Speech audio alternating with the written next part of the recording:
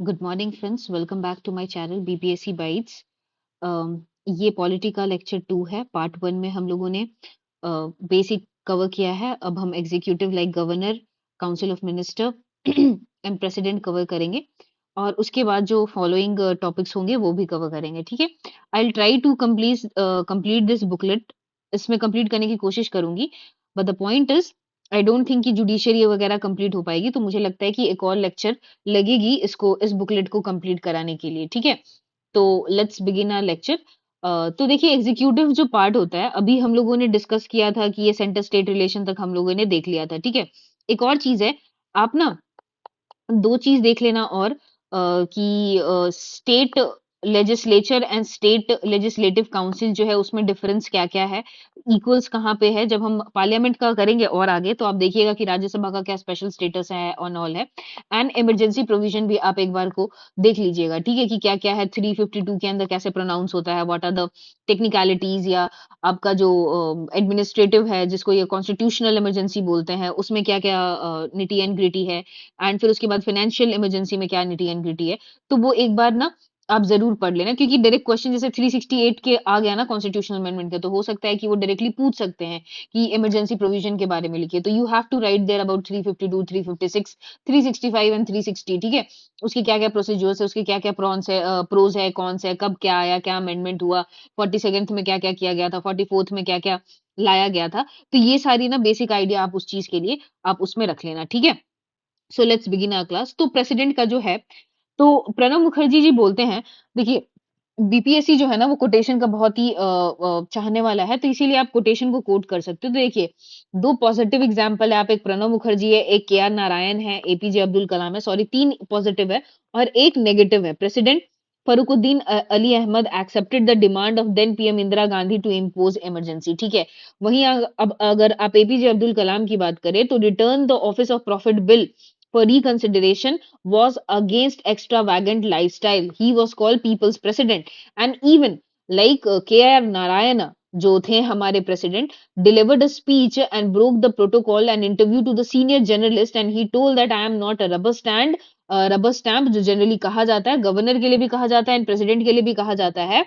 And he return the bill imposing direct rule on UP, मतलब वही president rule जो आपका यूपी में एनफोर्स करना था, उन्होंने वो चीज डिनाई कर दिया या रिटर्न कर दिया उस बिल को। ठीक है, तो ये कुछ एग्जांपल्स एंड कुछ कोटेशन आप प्रेसिडेंट के जब भी कोई क्वेश्चन आए प्रेसिडेंट से रिलेटेड, तो आप उसमें आप लिख सकते हो। ठीक है, प्रेसिडेंट पार्ट 5 में डील करते हैं, आर्टिकल 52 से 78 में डील करते हैं। I am saying on and on, your polity answer should be content laden, इसीलिए आर्टिकल्स आपके टिप्स पे होने चाहिए। तो आपको बोलना होगा कि article 71 3 empowers parliament to make law on president and vice president and the president and the क्या बोलते हैं यूटीज एडमिनिस्ट्रेटिव 1952 है। 54 क्या है, इलेक्शन की बात करता है। 55 है, मैनर ऑफ इलेक्शन की बात करता है। ठीक है, सॉरी 52 में भी बोलते हैं ना कि देयर शुड बी प्रेसिडेंट होगा, तो वो आर्टिकल 52 वही बात करता है। मैनर ऑफ इलेक्शन में क्या क्या है, देखिए, proportional representation of single transferable vote है, वैल्यू ऑफ एमएलए है, टोटल पॉपुलेशन है, आप ये वाला देख लेना क्या क्या है। ठीक है, आर्टिकल 56 बोलता है टर्म्स क्या क्या है, 5 साल के होते हैं। रेजिग्नेशन टू वीपी है, VP shall communicate to the speaker.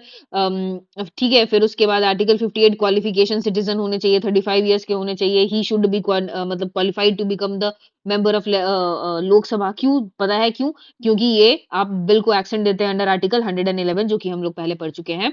ठीक है, do not hold office of profit, condition क्या क्या है, MP MLA can contest vacate office of profit, salary as per schedule 2 है। ठीक है, फिर उसके बाद आपका जो एक्ट ऑफ है कंसोलिडेटेड फंड ऑफ इंडिया में है, उनका चार्ज है, इंडिपेंडेंस कैसे कैसे वो होता है। फिर इम्पीचमेंट क्या क्या प्रोसेस होता है, अगर सपोजिटली एक होल एंड सोल क्वेश्चन ही आ जाए प्रेसिडेंट का, तो आप आर्टिकल की बात करोगे, कैसे अपॉइंट होते हैं, वही एमएलए का वोट कैसे क्या होता है। फिर उसके बाद इम्पीचमेंट की बात करेंगे, उनकी रोल की बात करेंगे कि क्या क्या रोल है विद रिलेशन टू द, अगर आप बात करें आर्टिकल 78, तो वो direct relation with the prime minister की बात करते हैं। 70 ठीक है, तो वो प्रेसिडेंट की रोल बात करते हैं। फिर पार्लियामेंट में क्या क्या रोल होता है, एसेंट टू द बिल होता है, आगे हम पढ़ेंगे कि पावर्स ऑफ द प्रेसिडेंट जो है वो क्या क्या है। ठीक है, तो इम्पीचमेंट क्या है, majority of 2/3 of the total membership if LS and Rajya Sabha investigate the finding, and फिर उसके बाद पार होता है। ठीक है, कोलिजियम नो ज्वाइंट सिटिंग होता है, वायलेशन ऑफ कॉन्स्टिट्यूशन होता है, तब होता है ground resolution, 1/4 of the total member pass होना चाहिए इधर लोकसभा एंड राज्यसभा में, एंड 14 डेज नोटिस देना चाहिए। ये आपका इम्पीचमेंट का प्रोसेस हो गया। अब देखिए पावर्स, और एक और है, एक आर्टिकल 62 बोलता है विद इन 6 मंथ अगर प्रेसिडेंट किसी की कारणवश डेथ हो जाती है, वेकेट हो जाती है, तो with in 6 month of the vacancy आपका ये इलेक्शन हो जाता है। वही वाइस प्रेसिडेंट के केस में ऐसा कोई भी प्रोविजन नहीं है। Constitution specifically mention that within the 6 month of the vacation of the office of the president election should be held within the 6 month from the date of vacation. तो ये mandate करता है constitution, ठीक है। Power of president क्या क्या है, ठीक है। आर्टिकल 53 के अंदर he is the executive power of the union, supreme commander of defence forces. Executive power है, कुछ लेजिस्लेटिव पावर है, कुछ जुडिशियरी पावर है, कुछ हाउस के फंक्शन है, ओथ ओथ भी एडमिनिस्टर करते हैं, कुछ वीटो पावर है, ठीक है। तो ये आप ना अलग अलग डायमेंशंस कवर कीजिएगा। तो आर्टिकल 53 के अंदर एग्जीक्यूटिव पावर है, सुप्रीम कमांडर। एग्जीक्यूटिव में क्या क्या, appointment of prime minister, council of minister, CM of Delhi, AG, all constitutional body के जो चेयरपर्सन है, कैसे कैसे constitutional body, election commission of India है, कैग है, ठीक है। ऑल इंडिया सर्विसेज है, ठीक है, उसको भी ओवरसी करते हैं। लेजिस्लेटिव में क्या है, nominate 12 members to the Rajya Sabha, आपको पता है नॉमिनेशन जो होता है राज्यसभा में वो आपका प्रेसिडेंट करते हैं। ऑर्डिनेंस पास करते हैं 123 के अंदर, इसको अच्छे से एग्जॉस्टिवली हम पढ़ेंगे कि ये कैसे वायलेट करता है सेपरेशन ऑफ पावर। फिर प्रायर रिकमेंडेशन, मनी बिल के लिए प्रायर रिकमेंडेशन चाहिए, फाइनेंस बिल के लिए चाहिए, ठीक है। तो ये हो गया लेजिस्लेटिव पावर। जुडिशियरी पावर क्या है, अपॉइंटमेंट ऑफ क्या बोलते हैं supreme court and high court जजेस। पार्डनिंग पावर है, पार्डनिंग में क्या क्या आता है, रिप्राइव, रिस्पाइट जो भी है। फिर उसके बाद veto under 111, give assent to the bill या reject the bill apart from constitutional amendment bill या मनी बिल जो है वहां पे छोड़ के बाकी सारे बिल को वो रिटर्न वगैरह अमेंड कर सकते हैं। एब्सोल्यूट, सस्पेंसिव, ये आप देख लेना, ठीक है। हाउसिंग फंक्शन में क्या, डिसॉल्व करते हैं, प्रोरोगेशन करते हैं, स्पेशल एड्रेस करते हैं, मोशन ऑफ थैंक्स करते हैं, ठीक है। फिर उसके बाद है laying reports of the constitutional body है। अगर आप देखोगे कॉन्स्टिट्यूशनल बॉडी है या जो स्टैट्यूटरी बॉडीज है, एनएचआरसी की है या कॉन्स्टिट्यूशनल बॉडी है, एनसीबीसी है, बैकवर्ड कमीशन है, शेड्यूल कास्ट का है या शेड्यूल ट्राइब का है, तो उनको रिपोर्ट वो फॉरवर्ड करते हैं and president lays them before the parliament and उनका जो भी रिकमेंडेशन रहता है वो डिस्कस किया जाता है, ठीक है। Rules and more convenience transaction बनाते हैं, ठीक है। तो ये हो गया फंक्शन। होल एंड सोल जब प्रेसिडेंट का क्वेश्चन आएगा तो you will address like that. आपके आर्टिकल 53 आने चाहिए, 85, 73, 12, 123 देख रहे हैं, 12 है, ये आपके आर्टिकल्स झलकने चाहिए वहां पे आपके आंसर्स में, ठीक है। ओथ किसको एडमिनिस्टर करते हैं, वाइस प्रेसिडेंट को, council of minister, MP, supreme court, CAG के लिए, ठीक है। ऑर्डिनेंस मेकिंग पावर, ठीक है। ऑर्डिनेंस मेकिंग पावर क्यों जरूरत होता है, जब one of the houses are not in session या both the houses are not in the session, then the president is empowered to promulgate ordinances on aid and advice of the council of minister, ठीक है। This would be the provision. ये कहाँ deal करता है, part 5 में ये deal किया हुआ है, ठीक है। तो आप लिखेंगे part 5 of the Indian constitution deals, फिर सेक्शन बोलियो article number 123 deals with such, और गवर्नर के केस में ये 213 है, ठीक है। Empowers the president to promulgate ordinance during the recess of the parliament for unseen urgent matter, unforeseen and urgent matter which is cannot be dealt in a ordinary transaction. Ordinance power is limited by constitutional provision promulgated only either of the house are not in the session when circumstances exist that render him to take necessary action. जो unforeseen action की बात करते हैं या urgent matter की बात करते हैं, and even क्या बोलते हैं कूपर केस में कहा गया है कि president satisfaction can be question in the court for a mala fide ground. जो आपका ऑर्डिनेंस जो प्रोमोगेट किया गया है को एक्सटेंसिव होता है in the regard the all the matter except को the duration must be laid before the both the house. जैसे ही पार्लियामेंट सेशन में आते हैं तो ये जो ऑर्डिनेंस है आपका हाउस के सामने रखना होगा और इसे पारित करना होगा, तब जाके वो फिर से लॉ बन जाएगा। Rules of Lok Sabha when bill seeking to replace ordinance must be introduce, ठीक है, वो आपको इंट्रोड्यूस करना ही पड़ेगा लोकसभा में जब आपके सेशंस में आते हैं। इंपॉर्टेंट जजमेंट क्या है, कूपर केस क्या है कि जो प्रोमोगेट करते हैं ऑर्डिनेंस उसको रिव्यू कर सकता है जजमेंट।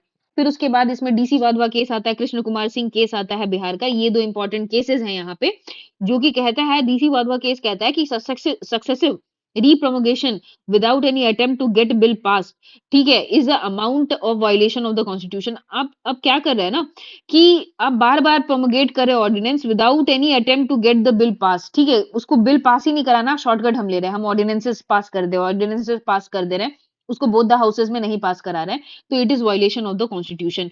कृष्ण कुमार सिंह केस में क्या बोलता है, वाइडन द जुडिशियल रिव्यू और examine the oblique motive of the president when while promulgating the ordinances. जब ऑर्डिनेंस प्रोमोगेट कर रहा है प्रेसिडेंट तो कोर्ट कृष्ण कुमार केस में कहा है कि हम उसके ऑब्लिक मोटिव पे भी, कि मोटिव बिहाइंड द ऑर्डिनेंस क्या था, हम उसको पे भी जाके उसको चेक कर सकते हैं। तो there are 3 cases in the president, that is Cooper case है, डीसी वाधवा केस है, Krishna Kumar Singh case versus state of Bihar है।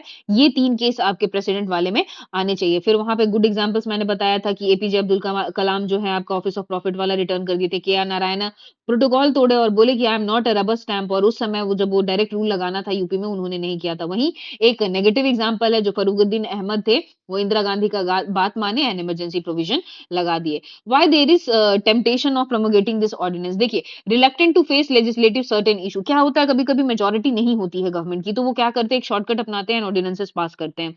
Lack of majority in the upper house, specifically Rajya Sabha की बात करते हैं। Repeal and the wilful disruption by the opposition, कभी कभी क्या होता है, ऑपोजिशन सुनने के लिए राजी ही नहीं होता है, एंड गवर्नमेंट को लगता है यार ये बिल बहुत ही इंपॉर्टेंट है, तो ऑर्डिनेंसेस का सहारा लेते हैं। ठीक है, कंक्लूजन क्या है, rare to the rarest case में हम इसको लेंगे, क्योंकि ये it is the violation of separation of power, because executive is doing the power of the legislative, वो बल्कि हम लोग पढ़े हैं सेपरेशन ऑफ पावर में, executive must be different from the legislature power of doctrine, separation of power doctrine का ये violation है। ठीक है, opposition can play important role, sufficient opportunity to get important legislature पास। अब क्या है कि देखो, ऑपोजिशन का है कंस्ट्रक्टिव क्रिटिसिज्म करना, अगर वो ऑब्स्ट्रक्ट करने लगेगा हाउसेस, तो इसके लिए ऑपोजिशन का इसमें बहुत बड़ा रोल आता है कि they can play constructive role, जो डेलिब्रेशन होता है एक लेजिस्लेचर पे, उस पे वो अच्छे तरीके से डेलिब्रेट कर सकते हैं, ताकि जो डेमोक्रेटिक प्रोसेस है, जो पीपल के रिप्रेजेंटेटिव हैं, वो पीपल के लिए एक अच्छा लॉ बना पाए। अगर डेटा की बात करें ऑर्डिनेंसेस की, तो सबसे ज्यादा पीक ईयर ऑफ ऑर्डिनेंसेस आपके 1975 में आए थे, आपको मालूम है क्यों आए हैं। ठीक है, फिर उसके बाद 1993 में आए हैं, 34 आए हैं। अगर स्टेट्स की बात करें तो Kerala is the state where highest ordinances have been promulgated by the governor, that is 286। ठीक है, और अगर 2019 की बात करें तो 16 ऑर्डिनेंसेस है, उसमें से शायद एक फार्म बिल भी थे जो ऑर्डिनेंसेस के थ्रू आई थी। ठीक है, तो दीज आर द डेटा। अगर ऑर्डिनेंसेस की बात करते हैं तो पार्ट 5 123 डेटा ऑर्डिनेंसेस हमेशा हाईएस्ट आपका 75 में 93 में हुआ था। अगर 19 में बात करें तो 16 हुई थी, Kerala is the one among the highest. तो ये सारी बातें हम कहेंगे, और फिर केसेस में हम Cooper case, DC Wadhwa case, Krishna Kumar Singh case भी हम इसमें डील करेंगे, प्रेसिडेंट का जब ऑर्डिनेंस मेकिंग पावर आएगा। ठीक है, काउंसिल ऑफ मिनिस्टर आप अपने से पढ़ लीजिएगा, नॉट दैट इंपॉर्टेंट, लेकिन हाँ, आपका article 74 states that shall be council of minister with prime minister as the head of the आपका काउंसिल ऑफ मिनिस्टर। ठीक है, 91st कॉन्स्टिट्यूशनल अमेंडमेंट एक्ट, उन्होंने एक 15% ऑफ द टोटल स्ट्रेंथ का एक ये लगा दिया था उसमें शायद, हाँ, total number of the houses the hold the office pleasure of the president and collectively responsible to the lower house, not to the parliament, lower house मतलब लोकसभा। ठीक है, tenure not directly provided, but article 83 limits the duration to the 5 year unless dissolve earlier. ठीक है, 356 emergency की बात करते, मैं बोली थी कि आप इमरजेंसी प्रोविजन एक बार पढ़ लेना। ठीक है, तो ये हो गया एग्जीक्यूटिव का पावर। अब आते हैं गवर्नर। देखिए, गवर्नर ना बहुत न्यूज में रहता है, अभी जैसे तमिलनाडु वाला जजमेंट आया है, सुप्रीम कोर्ट ने फटकार लगाई है कि भाई you are not above the elected representative, क्योंकि कहीं ना कहीं वो इंटेंट जो है डेमोक्रेसी को ये हैम्पर करता है। अगर कोई भी बिल गवर्नर जो है एक्शन देने से मना करता है, जो 10 बिल्स उन्होंने विदहोल्ड किए थे, जो रवि है वहां के जो गवर्नर है, आर एन रवि हैं, या कोई रवि करके हैं जो वहां के गवर्नर है तमिलनाडु के, उन्होंने 10 बिल को, और ये केरला में भी यही इशू है, ठीक है, वो बिल को विथहोल्ड करके रखे हुए थे काफी दिनों से।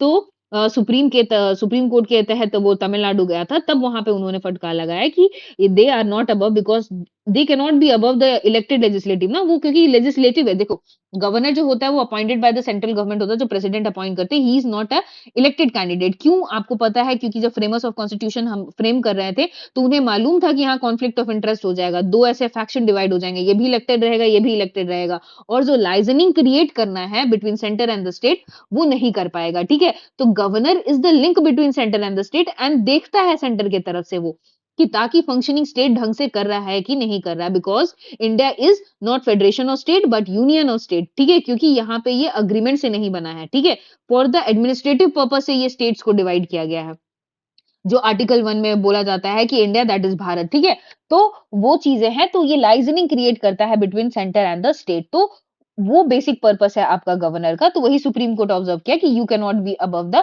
Elected legislature. तो यहाँ पे तमिलनाडु वाला आप एग्जांपल दे सकते हो, आर्टिकल 152 टू 157 पार्ट 6 में है, स्टेट एग्जीक्यूटिव है। अब इनका भी फंक्शन देख लीजिए क्या क्या है।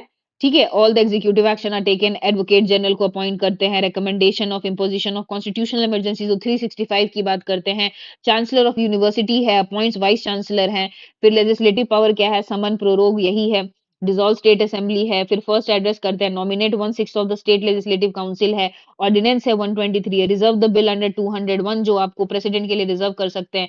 आप बताइएगा किस किस केस में रिजर्व किया जा सकता है, आप देख लीजिएगा, ठीक है।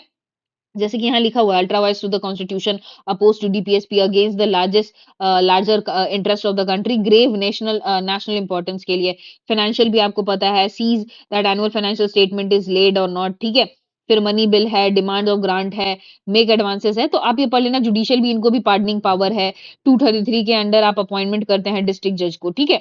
तो नॉट अ रिमूवल कैसे होता है, तो रिमूवल क्या है, at the pleasure of the एक आपका केस है शायद, सूर्य नारायण केस है आई थिंक, रुक जाइए।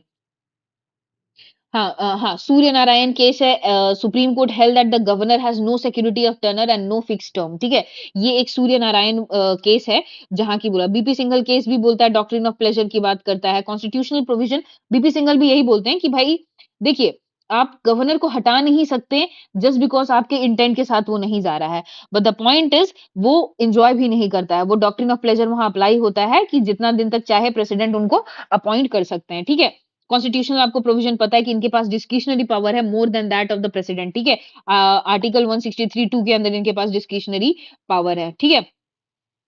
फिर उसके बाद डिस्क्रिशनरी पावर क्या है, क्या होता है, reserving the bill for the president, that is article 200, report recommendation imposition under 356 while exercising his function as administrator of adjoining duties and special responsibility of 371, आपको पता है 371 कुछ स्पेशल स्टेट्स हैं जैसे नागालैंड है, विदर्भा रीजन है, वो हमारा उसको क्योंकि हिस्टोरिकली थोड़े से बैकवर्ड है इसीलिए उनके लिए ये स्पेशल प्रोविजन बनाया गया है, वहीं पे गवर्नर का रोल है। तो ये जो है आपका डिस्क्रिशनरी है, यहाँ पे दिया गया है, सिर्फ 163 2 के अंदर नहीं दिया गया है, 200 के अंदर भी दिया गया है, 356 के अंदर भी दिया गया है, 371 के अंदर भी आपका दिया गया है। गवर्नर का इशू क्या-क्या है? देखिए, office of the governor is a British Indian transplant with a federalist flavour. Article 153 कहता है every state shall have a governor and executive head of the state. तो उनका रोल क्या है? Constitutional head under the parliamentary form of the government, vital link between the union and the state, act as a agent of union government and few specific example 356 and 239, ठीक है। Appointment कौन करता है? By the president on the recommendation of the central government for the term of the 5 year subject to the pleasure of the president, जो कि BP Singhal case में हम लोग बात किए थे, ठीक है। कंट्रोवर्सीज क्या-क्या है? देखिए, सिलेक्टिंग सीएम के लिए भी बात हो जाता है, ठीक है। Case of no party in the majority है, तब हो जाता है, ठीक है। What is discretionary power? When no party in majority choosing, वो तो प्रेसिडेंट के पास भी है, प्राइम मिनिस्टर के लिए, लेकिन यहाँ पे मेन है article 163 2, if the question arises whether over the matter of the governor has discretion power or not, decision of the governor in his discretion shall be final। अगर हुआ कि यहाँ पे डिस्क्रिशनरी पावर एक्सरसाइज करना है कि नहीं करना है, तो उस डिसीजन में गवर्नर का ही फाइनल होगा कि हाँ ये डिस्क्रिशनरी है तो उसके फेवर में आएगा, ठीक है। But in Shamsher Singh versus state of Punjab, जैसे वहां पे बीपी सिंघल यहाँ पे हो गया गवर्नर में, और हम लोग प्रेसिडेंट ने क्या क्या पढ़ा है, कूपर पढ़ा है, वाधवा पढ़ा है, कृष्ण कुमार सिंह पढ़ा है, वैसे यहाँ बीपी सिंघल है, Shamsher Singh versus state of Punjab में आर्टिकल 356 रिपोर्ट है, reservation of the bill under 207 schedule की बात की गई है।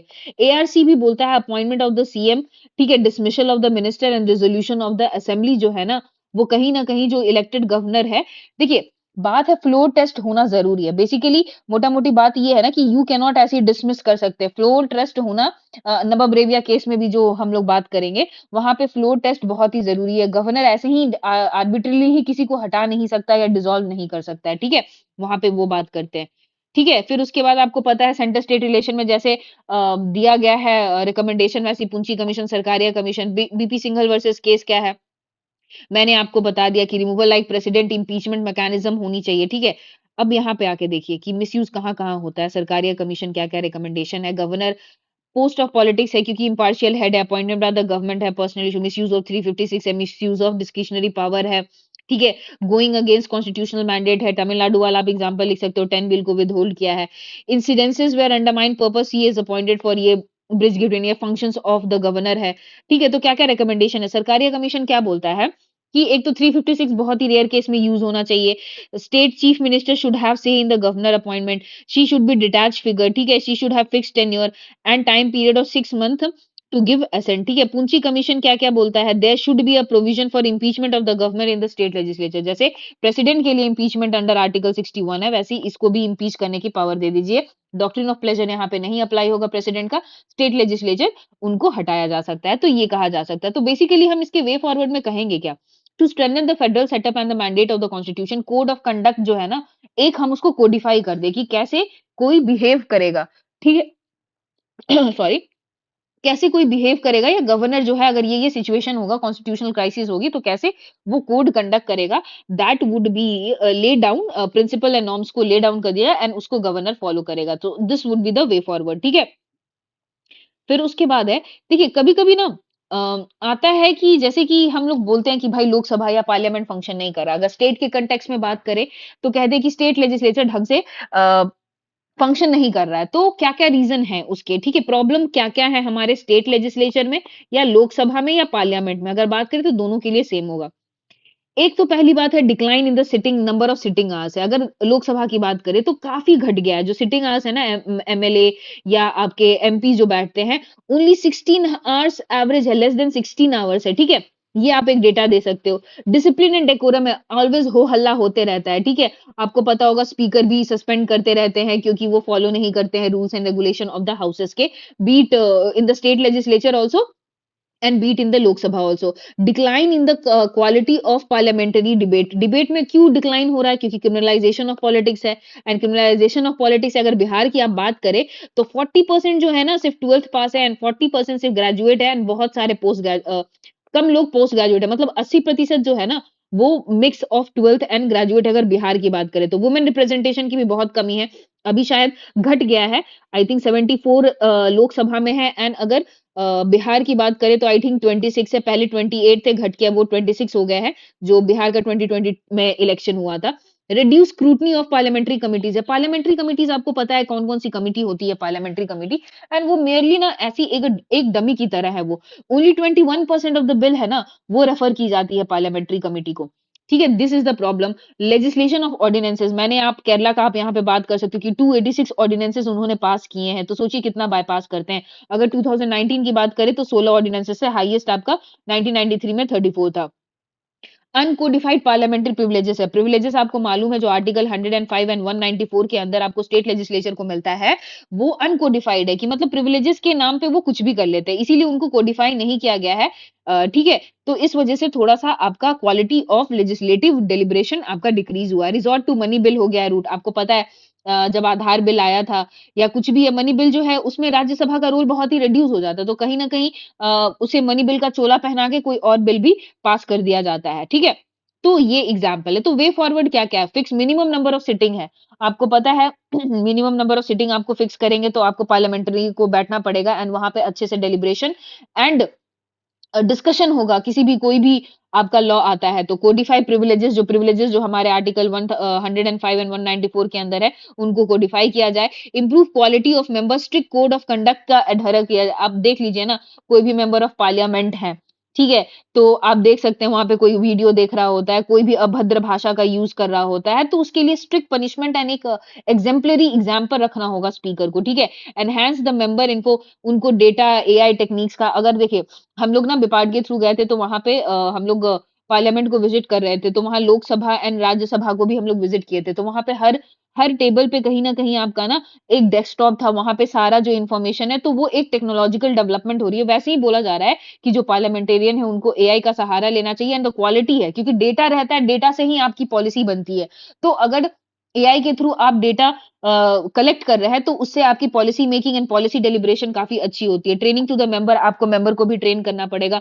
वर्चुअल मीटिंग भी आप कर सकते हो क्योंकि आवर्स घटते जा रहे हैं, तो हो सकता है ना कोई जेन्युइन प्रॉब्लम हो, क्योंकि वो एक डेमोक्रेटिक सेटअप में रिप्रेजेंटेटिव ऑफ द पीपल हैं, तो वर्चुअल मीटिंग का भी अरेंजमेंट कर सकते हैं। लेजिस्लेटिव इम्पैक्ट असेसमेंट की बात करें, जैसे एनवायरमेंटल असेसमेंट एक्ट की बात करते हैं ना कि हाँ चलो ठीक है, अगर ये हो रहा है प्रोजेक्ट तो इसका एनवायरमेंट पे क्या इम्पैक्ट होगा, वैसे ही लेजिस्लेटिव की अगर ये लेजिस्लेचर ये पॉलिसी या ये लॉ लाया जा रहा है तो इसका क्या इम्पैक्ट होगा, उसका असेसमेंट जरूरी है। अब सपोजिटली मेक इन इंडिया की बात करते हैं तो कहा जाता है कि make in India has become मतलब biggest failure of this present government, क्योंकि वैसा सपोर्ट नहीं मिला है। इंटेंट वाज गुड बट उसका इंप्लीमेंटेशन नहीं है। तो अगर इसका लेजिस्लेटिव इंपैक्ट असेसमेंट किया जाएगा तो पता लगेगा कि कहाँ-कहाँ खामियां है, कहाँ-कहाँ ड्रॉबैक्स है, तब जाके वो लेजिस्लेचर और स्ट्रांग बन पाएगा। फॉर्मेशन ऑफ शैडो कैबिनेट जो ब्रिटिश में होता है, हम लोगों का क्या है कि अगर सरकार गिर गई तो फिर कौन बनेगा, क्या बनेगा, ये बहुत सारा डिसीजन होते रहता है। तो शैडो कैबिनेट क्या होता है कि आप ऑलरेडी क्या अगर सरकार गिरी तो नेक्स्ट इमीडिएट कौन बनेगा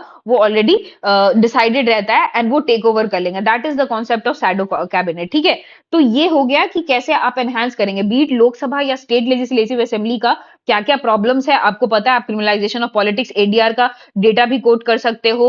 आवर्स नंबर ऑफ डिक्लाइन किए, वुमेन रिप्रेजेंटेशन कम है, फिर उसके बाद आपका क्या बोलते हैं अनकॉडिफाइड पार्लियामेंट्री प्रिविलेजेस, तो ये सब सारी चीजें आप लिख सकते हो। ठीक है, एंटी डिफेक्शन लॉ है।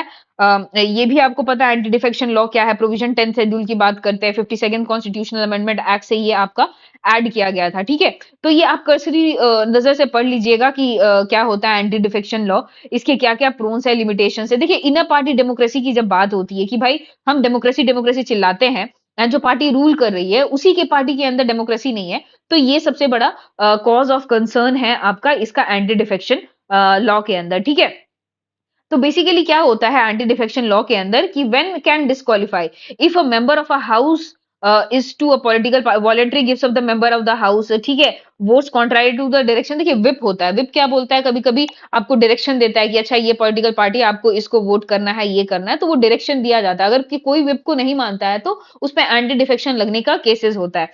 ठीक है, an independent candidate can not become और ज्वाइन द पार्टी। ठीक है, nominated member join after 6 month can मतलब क्या बोलते हैं after 6 month he becomes a member, तो वो डिस्क्वालीफाई ये हो जाता है या एंटी डिफेक्शन लॉ लग जाता है। एक्सेप्शन आपको पता है 2/3 है।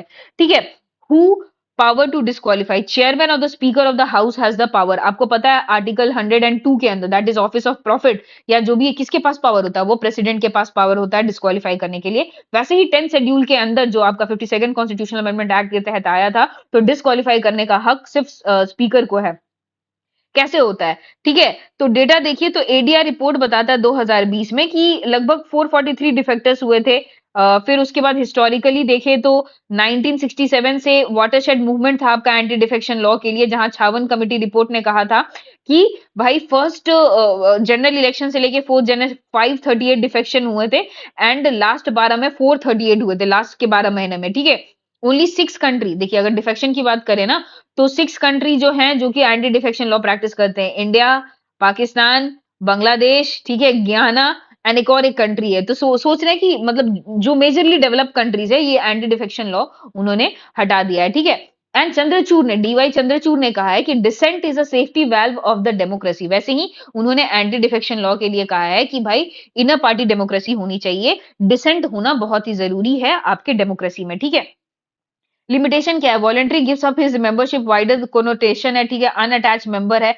हलीम कमिटी इस पे कुछ रिकमेंडेशन देती है कि वॉलंटरी जो गिविंग अप है इज नॉट कॉम्प्रिहेंसिवली डिफाइंड है, कि मतलब कैसे वॉलंटरी कोई दे देगा वो डिफाइन है। Political party should define clearly restriction on joining other party and holding office, कैसे क्या है वो सारा चीज डिफाइंड नहीं है। ठीक है, डिसेंट को ये हैम्पर करता है। वैसे की हो तो होलन केस में अपहेल्ड किया स्पीकर को कि जुडिशियल रिव्यू के अंदर आता है। ठीक है, फिर दिनेश गोस्वामी कमेटी भी बोलते हैं कि whip only with respect to no confidence money bill, क्या बोलते हैं दिनेश गोस्वामी बोलते हैं देखो विप तो किसी पे भी आपका लागू हो सकता है, लेकिन दिनेश गोस्वामी बोले कि देखिए एंटी डिफेक्शन को और रोबस्ट बनाने के लिए आप उसी पे विप लागू कीजिए ना जहां नो कॉन्फिडेंस की बात आए, मनी बिल की बात आए, या जहां पे मेजर मेजर बातें हो रही हैं गवर्नमेंट में आप वहां पे लगाए। ठीक है, 10th लॉ कमीशन है वो बोलता है कि भाई जो 10th शेड्यूल है वो सेटिस्फैक्टरली परफॉर्म नहीं किया। अभी भी आप देख लो ना डिफेक्शन तो होता ही है। ठीक है, impact on the role of the legislature, अगर एंटी डिफेक्शन की ये जो बात करें, ये जो लेजिस्लेचर है या जो 52nd constitutional amendment 10th schedule है उस पे क्या इम्पैक्ट होता है। Complete to obey, compel to obey whip, whip को ओबे करने के लिए कंपेल किया जाता है। Restrain legislature from expressing conscience of the house, क्या होता है कभी कभी कि देखिए अभी जैसे एग्जांपल आपको मैं दे देती हूँ, थोड़ा कंट्रोवर्शियल हो सकता है। अब वक्फ एक्ट आया है, ठीक है, अब बहुत सारे ऐसे जो फेवर कर रहे थे जो अभी रूलिंग गवर्नमेंट को, वो उसके फेवर में नहीं थे। लेकिन अगर विप अगर डाल दिया जाए कि आपको वोट फेवर में करना है, एक मेंबर जो कि चाहता है कि मैं वोट ना करूं लेकिन उसको तो मजबूरन करना पड़ेगा, नहीं तो एंटी डिफेक्शन लग जाएगा। तो आप समझ रहे हो, कि उसकी कंसाइंस के अगेंस्ट में है। फिर उसके break the accountability and the voter, जो एक लिंक है ना अकाउंटेबिलिटी एंड द वोटर का, वो जानता है मेंबर कि ये सही नहीं है, लेकिन व्हिप की वजह से उसको ऐसा एक्ट करना पड़ रहा है। इसीलिए that breaks the link between accountability between voter and the elected, disturb the balance between executive and legislature, leads to major decision taken by the few party leaders only। अब अगर whip है, anti defection है, तो अब देख लीजिए 5-6 लोग मिलके पूरे पार्टी चला रहे हैं, और अगर वो बोल दिए कि नहीं भाई तुमको वोट देना है, तो ऐसा हो जाएगा कि भाई डेमोक्रेसी का तो नाम ही नहीं रहेगा। वो 4-5 लोग ही डिसाइड कर रहे हैं कि किस पे वोट देना है, किस पे वोट नहीं देना है, वो डिक्टेट कर रहे हैं पूरे पार्टी को, ठीक है। तो these are the disadvantages of anti defection law, ठीक है। वे फॉरवर्ड में हलीम कमिटी का बात करेंगे कि भाई डिफाइन कर दो। दिनेश गोस्वामी का बोलेंगे whip rare to the rarest case में है। Way to address has to be political one, not nearby legal one. Legal से नहीं होता है, पॉलिटिकल विल होनी चाहिए इंट्रा पार्टी डेमोक्रेसी के लिए, एंड वोटर अवेयरनेस भी बढ़ाने की जरूरत है, ठीक है। पार्लियामेंट्री प्रिविलेजेस आप पढ़ लेना, ये कोडिफाइड नहीं है। इसमें दो होता है ना, एक ब्रेक ऑफ प्रिविलेजेस होता है, कंटेम्प्ट ऑफ हाउस होता है, ठीक है। कंटेम्प्ट ऑफ, इसमें कुछ कुछ केस है, एम एस शर्मा केस है, जहां पे कि फ्रीडम ऑफ एक्सप्रेशन की बात करते हैं, अंडर अंडर आर्टिकल 19। तो कहा गया है कि जो पार्लियामेंटेरियन है ना, उनका राइट्स ज्यादा प्रिवेल करेगा। राजा Ram Prasad versus honourable speaker भी है ना, उसमें भी यही कहा गया है कि fundamental right under article 2021 could prevail over the privileges. आपको पता है ना, ये डिटेंशन के अगेंस्ट में ये राइट टू लाइफ है, तो ऑब्वियसली ये प्रिवेल कर जाएगा, ठीक है। वे फॉरवर्ड आप पढ़ लेना, ठीक है। अब हमारा नेक्स्ट टॉपिक आता है कमिटीज। ये बहुत ही इंपॉर्टेंट है, ये शॉर्ट में पूछा गया है पार्लियामेंट्री कमिटीज के बारे में, तो आप इसको अच्छे से कर लेना, ठीक है। पार्लियामेंट्री कमिटी क्या क्या होता है? पार्लियामेंट्री देखिए इंटेंट क्या है, देखिए पार्लियामेंट के पास इतना सारा काम है, लॉ भी बनाना है, लोगों को भी देखना है, और उनके पास वो एक्सपर्टीज भी नहीं होता। आपको पता है कि जो मेंबर ऑफ पार्लियामेंट होते हैं या स्टेट लेजिस्लेचर होते हैं, वो हमारे आपके जैसे कॉमन आदमी होते हैं, उनको बहुत ही ज्यादा अंडरस्टैंडिंग नहीं होती है। तो पर्पस ये है कि उनको लीगल एक्सपर्टीज प्रोवाइड की जाए जब वो प्रिपेयर कर रहे हैं। तो देखिए, parliament is neither time nor expertise, varied complex voluminous, therefore constitution make mention of this committee but without specific provision regarding the composition, tenure and dealt by the rule of the two houses. जो parliamentary committee है वो कैसे deal की जाती है, तो वो जो rule of the two houses है, rules of the Lok Sabha and rules of the Rajya Sabha, they are decided by that. Accordingly parliamentary committee means is appointed and elected by the House, nominated by the Speaker, works under the direction of the Speaker and the Chairman, presents the report to the House or the Speaker, and has secretariat provided by the Lok Sabha। ठीक है। Finance committee आपको पता है दो committee होती है, एक ad hoc basis पे होती है, एक परमानेंट होती है। तो ये परमानेंट में फाइनेंस कमिटी जो है आपका पब्लिक अकाउंट्स कमिटी है, एस्टिमेट कमिटी है, and committee on public undertaking है। तो आप ये पढ़ सकते हो, ये दोनों का मिक्सचर होता है, ठीक है। फिर उसके देखिए, जब भी ये कमिटी की बात आएगी ना, तो आप इसका एडवांटेजेस एंड डिसएडवांटेजेस आप लिख सकते हो। एडवांटेजेस में आप क्या क्या लिखोगे कि भाई अकाउंटेबिलिटी बिल्ड करता है, एक्सपर्टीज प्रोवाइड करता है, बेटर लेजिस्लेचर या पॉलिसीज वगैरह डील करता है। अगर फाइनेंस कमिटी है तो कहीं ना कहीं पब्लिक एक्सचेकर या पब्लिक मनी कैसे एक्सपेंड हो रहा है उसमें फायदा करता है, goes into the proprietary of the expenditure, मतलब उसका इंटेंट में भी जाता है। अगर लिमिटेशन की बात करें, ये आप किसी में भी लिख सकते हो, ठीक है। रिकमेंडरी इन नेचर है, पोस्टमार्टम है, it is not concern with the policy making है, no power to disallow expenses है, ठीक है। और मतलब 1 साल के लिए वो अपॉइंट होते हैं, कोई भी कमिटी होती है तो 1 साल के लिए चेयरमैन रहता है। तो इस वजह से कंटिन्यूटी नहीं हो पाती है। कोई भी पॉलिसी को वर्क करने के लिए थोड़ा सा टाइम एंड एक्सपर्ट, और बाहर से सीएसओ का, मतलब जो सिविल सोसाइटी का, इसमें आपका पार्टिसिपेशन नहीं रहता है। तो ये सारे आप लिमिटेशन लिख सकते हैं। तो वे फॉरवर्ड में वही सारी चीजें चली जाएगी कि हाँ, उनको एक्सपर्टीज प्रोवाइड की जाए, डेटा एनालिटिक्स एआई टूल्स की हेल्प से वो किया जाए, तो वो सारे सब में फिट इन हो जाते हैं, ठीक है। तो ये आपका हो गया पार्लियामेंट्री कमिटीज के बाद है। देखिए जो इश्यूज है, fewer bills are refer to the parliamentary committee, short tenure 1 year की बात है, लैक ऑफ रिसर्च सपोर्ट है, रिक्वायर्ड टेक्निकल एक्सपर्टीज है, जो मैंने आपको मोटा मोटी बातें बताई है, लैक ऑफ रिसर्च है, लो अटेंडेंस है, too many minister under the committee है, recommendation are not taken serious, not not binding in nature है। सजेशन क्या क्या हो सकता है, डिस्कशन ऑफ द कमिटी होता है, encourage greater public participation, CSO का मैंने बोला, सिविल सोसाइटी की पार्टिसिपेशन, फॉर्मुलेटिंग डिफाइंड प्रोसीजर है, committee system, evaluate quality and quantity. तो ये सारे आपका वे फॉरवर्ड हो सकता है।